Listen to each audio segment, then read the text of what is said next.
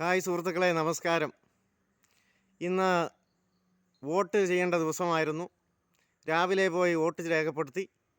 അത് കഴിഞ്ഞ് വീട്ടിലെത്തിയപ്പോൾ എനിക്ക് തോന്നി ഇന്ന് വീട്ടാവശ്യത്തിനുള്ള മത്സ്യം പിടിച്ചേക്കാമെന്ന് തോന്നി.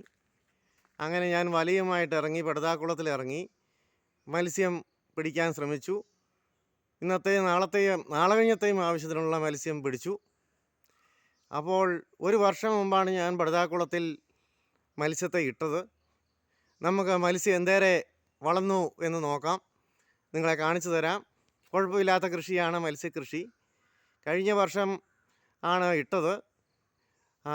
നമ്മുടെ പറമ്പിലെ ചേമ്പലയും പിന്നെ വല്ലപ്പോഴും മേടിച്ച് കൊടുക്കുന്ന പെല്ലറ്റും കൊടുക്കാറുണ്ട്. കൂടുതലും ചേമ്പലയാണ് കൊടുക്കുന്നത്.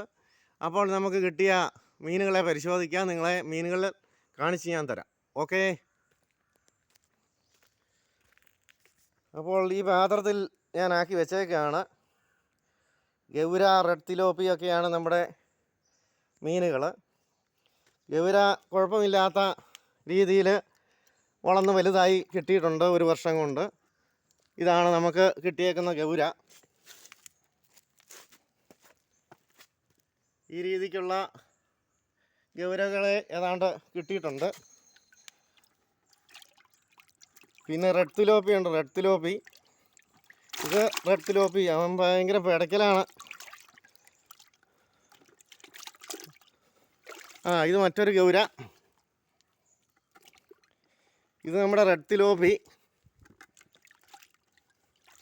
ഇതും റെഡ് തിലോപ്പി.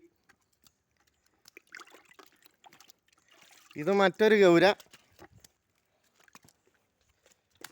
അപ്പോൾ അങ്ങനെ സുഹൃത്തുക്കളെ, ഈ മീനുകളൊക്കെ ഇന്ന് കറി വെച്ച് വറുത്ത് ഭക്ഷിക്കട്ടെ.